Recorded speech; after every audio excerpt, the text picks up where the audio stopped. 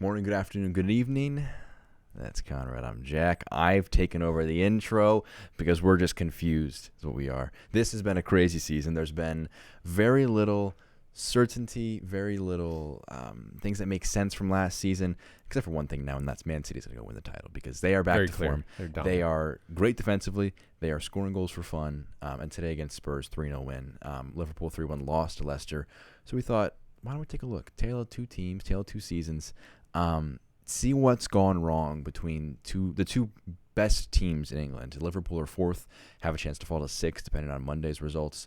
But still, I mean, these are the top two sides in England. We're in agreement on that. I don't know the way Liverpool have been playing. I don't know who you would put at second. I think there's City, and then there's probably four clubs, and you could put their names in a hat and draw any one of them out at any given time, and that's who your number two team is. I agree with the City part. I don't know what my take was a few months ago at the start of the season. We picked Man City 1, Liverpool 2, as our predictions here that I've had for the entire season pretty much. I have not moved to this paper since like August.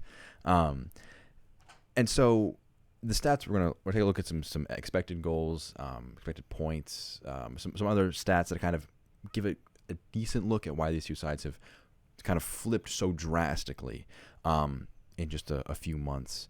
But I think you look at City compared to year on year, they're still really consistent in terms of what they're expected to do instead of the expected points. Just their defense with Ruben Diaz has completely changed things. It's a version of Van Dijk-esque effect. I think a bit lighter because they had much more surrounding system, but this is a very good team. But this year compared to last year, it's stunning where these two teams have gone. Well, I mean, subjectively, it's really easy to say Man City are just really, really good and Liverpool stink, right? Yeah. Because of all the defensive injuries that they've sustained. The transfer business, to your point, bringing in Ruben Diaz, has completely transformed the midfield, honestly, for City, and it's to the negative for Liverpool. I think that's what it really is down to, and I think some of this stuff will bear that out. Yeah, I think start off with just the look at the raw points for each team. 13-point difference this season, and asterisks will be here because it's match week 24, but they've only played 23, so some numbers will be right. There's a match in hand. So you could have 3 more points, more goal difference. But look at that, 30-point difference. So the argument that I'm kind of going to make, I've kind of taken over the title of this video, you may disagree slightly, is that Liverpool are actually not performing 30 points worse than last season. They're just back down to earth. Maybe it's average that difference, 55. You're right in line with where City exactly, are. But you can't average the difference, obviously. Right. Last year, the kind of the overwhelming theme of this video is going to be the desire and the motivation for Liverpool last year to win a first Premier League title in 30 years was the reason for that difference. And now they've had so much more adversity. No fans at Anfield, no fans anywhere. A huge difference. You haven't had your best 3 senior center backs fit. They're gone for the rest of the season. And you've had to shift your team so drastically that it's caused so many knock-on effects. So I think there's a lot more underlying than this. So we'll start with the bad before we get into the good for Liverpool. So expected points difference. Same match week, 7 less expected points, 30 less points. That is not sustainable. The only player, expected points and expected goals against are all kind of related, but the only player individually who can consistently overperform his expected goals year on year and not come back down to earth is Lionel Messi. Nothing more needs to be said on that. No. He is superhuman. Liverpool were superhuman last year. Now they're just human. And they've gone from drastically overperforming to slightly underperforming. And 49.68, as we'll see later, is not actually even better than Man City. They had less expected points than Man City because Man City's performances, the chances they created, the chances they allowed, were better than Liverpool. It's just a case of Liverpool had a better mentality. That mentality is fractured, it has to be said. And that fundamentally is, I think, the biggest factor here. When you have to play 2 center backs as you're starting, or 2 midfielders are starting center backs. Yeah, your confidence in midfield is shot, right? You can't move the ball forward. You can't feed the front 3, which again we'll see. So they lack confidence because they don't know how to play in this style because they don't have traditional center backs who are really comfortable playing the ball out from the back, like Van Dijk and Gomez and Matip. And I mean, Fabinho has been fantastic as cover, but they don't have that confidence, the link-up play from the center backs to the midfield. In that matchup against Leicester, Henderson made some fantastic forward passes that looked like Van Dijk. Dots. Looked like Van Dijk-esque. But the issue is he's not 6'4" like Van Dijk. So there was, I believe, one instance where the ball just kind of went over his head slightly. You've already had it. Allison made a good save to keep it out from the net. But what I want to hit on is 9 goal contributions in the Premier League last year. 4 goals, 5 assists for Jordan Henderson, was PFA Player of the Year. This year, in terms of the midfield contributions, far different story. The front 3 are contributing 25% more of the goals Liverpool scored in the Premier League than they did all of last season. Yeah, and so what does that mean? Not good. Players tend to have bad form sometimes because it's a sport. You don't wake up every day feeling your best. So when the front 3 aren't firing and fit, then who's scoring the goals for Liverpool? It's no one, essentially. They've only got 6 goal contributions from midfielders versus 36 in all of last year, which is around 1 goal contribution a game last year versus 1 goal contribution every 4 games this year from midfielders. Because you have Henderson playing as a center back, you have Fabinho playing as a center back, you have Keita who's been out injured, Wijnaldum's had to play a bit deeper, Thiago is your best midfielder, but his job isn't to go. He links play. And slightly off topic, but I do want to talk on Thiago for just a second, is I think he's a victim to just a very bad Liverpool side because he is one of the best midfielders in the world. It's just he is in a very, very bad Liverpool team right now that do not have a good system, good mentality in place. They can't play the ball to him from the back. I'm interested in how he plays when he's next to Henderson and Fabinho with Van Dijk behind him, because I think next year he'll be a different player, and it will be a bit of the takes that we saw when Mane and Salah were signed, where it was, oh, who are these bums you're signing? Yeah. But fundamentally, they are not being able to score unless it's the front 3 scoring, and when Salah isn't firing, the team is not scoring goals. Salah and Firmino linking up with a great goal against Leicester, but if they weren't scoring goals, like you see against Newcastle, was one of the biggest examples, Salah couldn't score goals. They just could not score. Yeah. And when they're attacked, this is, I think, the most frustrating part if you're a Liverpool fan, is every time they shoot, the opposition team shoots, it feels like it's going to go in, because statistically, you're the joint worst in the league. 14% of the shots against them go in. That's a giant number. And that's 5% more, which may not seem like a huge jump, but you go from 7th to 19th. It's remarkable. Now, I don't want to blame that entirely. And Allison, who's had some really bad couple games. But there are so many problems in place. And that number needs to go down. You need to get more confidence, because there's definitely a lack of confidence at Liverpool fundamentally, because you can't score unless it's the front 3, and you feel like you're going to concede every time the ball goes forward. So it's just really, it's. Well, you think they got to play Kabak and Davies together maybe just to get a normal midfield, and even though they've not played together before, they've not played with those fullbacks beside. They haven't trial by fire, but you just got to put them out there, because it can't get any worse if you're Liverpool at this point. You're scoring at the same rate that City is, but you're conceding twice as many goals as City is. The fundamental point I want to make with all these stats is Liverpool this season I'm not trying to paint this as it's a good season. It's a terrible season by all standards. You're defending champions. You should be doing better than you are currently. And Klopp came out today and says, I hate to say this, but we're done. Yeah. So I think that this team definitely has room to improve next year. But if you think about it, 2018-19, they finished 1 point short of Man City. They had 83 expected points.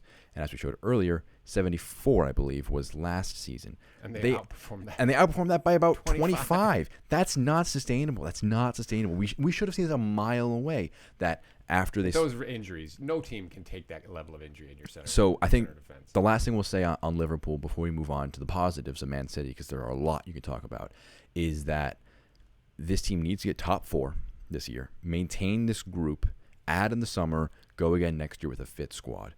Because this team next year, Van Dijk fit, Gomez fit, Matip fit, you add, this is like prayers of prayers, an Mbappe or a Haaland up front, and you maintain your front 3, that team I think is going to rival City, even if they sign Lionel Messi. So it's as frustrating as it is that you're defending champions, and it's February 13th today when we're recording this, and you are saying, well, I think we're done for the title. Get top 4. Make a run of the Champions League, make it to the semifinals so you have a bit more money, because Fenway Sports Group they frustrate the fans with the lack of the loose strings of Man City or Chelsea, but those kind of numbers need to improve.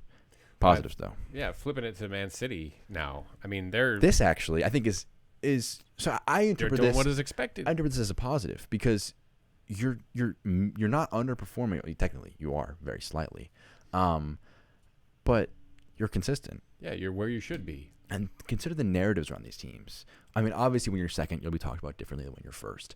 But they're performing very similarly. There's a big caveat to that. Well, defensively, we'll get at later.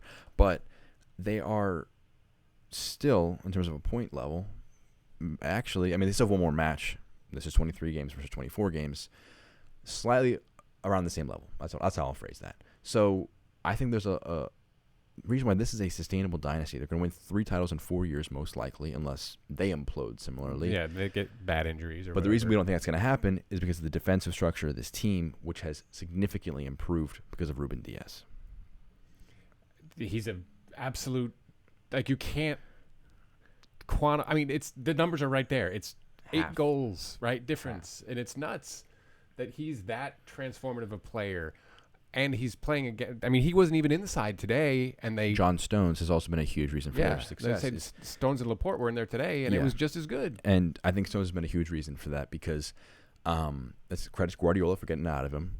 Credit for him for spotting Diaz, who has been best center back in the league, I think, since he's been signed. And he's only 23, 24 years old, so he's got a lot of room to be a huge, huge part of the City team for many years to come. And you look at this team, and you would wonder maybe last year if they had kind of peaked and they were now on the downturn. This is a team that I think is now beginning a new era. And so if you're Liverpool, I think you need to sign a Haaland or an Mbappe. You need to sign some. I think Upamecano is going to Bayern, a Konate, Jules Koundé from Sevilla. You need to make some moves because City, especially if they add Lionel Messi, they're going to run the league for the next few years because Foden, Mahrez, and Sterling are in their prime. Fantastic. Kevin De Bruyne is in his prime. Diaz and Stones are still pretty young for center backs. Laporte's pretty young for center backs. Like their core a few years ago when they had lost company, they had Fernandinho, David Silva, Aguero. There's a pretty old core of your team. Fullbacks are going to have to do some work with. I think Cancelo has been one of the best fullbacks in the league. Mendy, they want to sign a left back because he's been Mendy and he's not been the best for them. But defensively, though, they have been sensational. And the last thing I think we want to hit on has been Player of the Year in my eyes, and that's Ilkay Gundogan. Unbelievable. And we'll keep our same logic with Liverpool. 9 goals in the Premier League. Oh, that's right. 11 total, all competition. Maybe actually that might be 11 now. That may be an outdated. Today. It might be that is actually. Oh my God, I've exposed myself as a fraud. That's 11 goals. That's 11 goals. He scored 2 today. Football Reference didn't have the updated numbers when I checked a couple hours ago. Blame Football Reference. I mean, I can go look at it right now and pull it up. But I mean, 11 goals. Him and Bruno Fernandes only players in the double-digit figures. Midfielders. Very good caveat there because that would just be another factual error.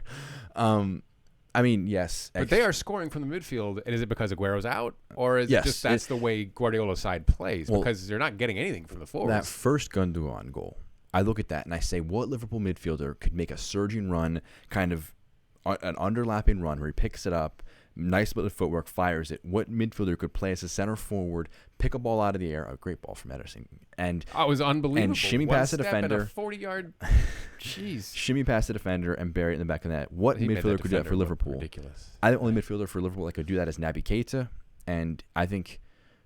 And he's an injury problem. A big caveat. I love Naby Keita. He's one of my favorite players, actually. And he's got this injury rehab program that he has been working on for the last couple months where he's just trying to develop better fitness. If he's back for Liverpool, huge change for them. But Gundogan has been player of the year, honestly. Even more so than Bruno Fernandes because he scores goals in important matches. He had 2 against Liverpool, 2 against Spurs, and yes, the XG per game means he's going to come back down to earth eventually, but he's playing a huge role for them. And fundamentally, when the front 3 for Liverpool aren't scoring, they can't score. When they get shot at, they concede at a higher rate than most teams in the league. When Man City can't score with their front line, they have players who can pick the ball up. Rodri with the penalty, Gundogan with 2 goals. It was not a good penalty. Not a good penalty. They wanted Ederson to take it, which I hope they do someday. Let Ederson That'd be take great. It. What do you do if he gets it saved? Does he just got to sprint back to his end? I think if you're Ederson, actually, if it gets saved and like Lloris picks it up hypothetically, you just 2-foot the guy. You don't 2-foot the guy in the chest, but you foul him, pick up the ball, throw it out of play, get a yellow card, and then just hoof it back. Because getting a yellow card is much different than conceding a goal. Anyways, I'd love to see it, though. I think this what will never happen because of the world we live in, football Twitter and hot takes, and Liverpool are not as bad as people are making them out to be. And they weren't as good as they were last year. And they weren't as good as they were last year. Performance-wise, they deserve to be champions. I mean, they won the matches. They won the points. We love expected goals. With 7 expected matches points. ago, they clinched the league. Yeah, we love expected goals, expected points. But fundamentally, if you score more goals than your opponent in a 90-minute match, you got all the points. You're going to win. And so Liverpool did that at a great clip last year. They just kind of said, all right, we're going to get it over the line every time. And they squeaked it every time. You think against Leicester, against Aston Villa, with those late winners from Mane with a penalty, Mane with the header. You think Everton, was that last year where it was the Origi header? I don't think it was. It might have been a year before that. Same mentality, though. They were able to squeeze it over the line. They were able to just force it in. Now, they can't do that. Well, and again, it's the amazing knock-on effect from the center back pairing ripples all the way forward in that club. And just as similarly, that center back pairing for Pep Guardiola's side ripples all the way forward in that club and allows the midfield to score and to make up for not having a player of the quality of Sergio Aguero. We've cut in on Man City's time a lot because there's a lot to talk about with Liverpool versus when a team's great, there's lots to talk about. They're just unbelievable. It is inevitable for them. It's felt like that. We said it like 6-8 weeks ago. It was like, it feels like I don't know, actually. Inevitable I think that they're going to win this I think thing. a big reason why people are so frustrated with Liverpool is that they were leading coming into the new year. They were on top of the Premier League. Yeah, that wasn't sustainable. It wasn't sustainable, yes. But fundamentally, the Premier League table does have a lot of deceptions to it. And when you have the most points, you'll get talked about like the best team in the league. But the way they have been doing it, though, everything we've been talking about, the dominant defense, comfortable. Gundogan playing the way he's playing, and then they're doing that with Kevin De Bruyne on the bench, right? 3 goals past. Injured. Yes, yeah. 3 goals past Spurs and no De Bruyne. 16 straight wins for this Man City team. They will lose some points eventually. They will fall back down to earth eventually, but there's nobody that's going to be close. And they won't. Maybe Chelsea. Chelsea, I would give the best chance at this point. And you know what? I said we're going to end on Man City. We'll end on Liverpool. They should be very afraid, I think, right now because this team could look very different next year if they don't get top 4. Chelsea are surging. Leicester just beat you in 6 points clear. If United win their result tomorrow against West Brom, which they should do, then you're looking at a very very easy to understand a situation where you are no longer in the top 4. You are a top 6 team. Looking in. And that'd be a stunning fall from grace versus, I think the last thing we'll say, positives for 2 teams, I guess. Man City last year fell off hard from the year prior. They went from 98, I believe, to 81. 81, yeah. Something like that. They'll be a 90-point club this year. Look at them this year. They've improved drastically. They said, all right, move on. Fresh year. Rebuilt. Made some good signings. Got some fresh performances from players like Gundogan, from Rodri, from Foden. And now look where they are. So Liverpool could say the same thing. Let's consolidate the rest of the year. Make top 4. Next year we go again. So they have 15 matches remaining. City do. They do. They're on 53 points? 53 points. 45 points max to get. Max to get is 98. I was going to say, I don't know. And if 90 points, that's a lot. They have to only drop 8 points for the rest of the year in 15 matches. To get to 90. That's 90 4 may draws, be out of reach. 4 draws, 2 losses, a win, or two draws and a loss. I mean, you have 2 seasons where they won as Centurions and Liverpool won with 99. I think 88 wins the league this year. And also, I think another thing to look at is we've been dragging out this outro for the longest time, but what we saw is 90 Centurions, 98 fall off for Man City, 97 just short of the title, 99 fall off this year. The 4th year in it's that a difficult league. The 4th year in that run for Man City is this year. 4th year of that run for Liverpool will be next year. So, our final word: make top 4 for Liverpool. Man City, oh my God, you're so good at football. I love watching you. I'm not used to doing the outros. This is going to be kind of bad. All right, this has been the 45. We want you to like. We want you to comment. Tell us your thoughts on Liverpool and Manchester City. We want you to press that big, fat, red subscribe button on the road to 100. That is Conrad. I am Jack. A poor outro. This has been the 45. Take care.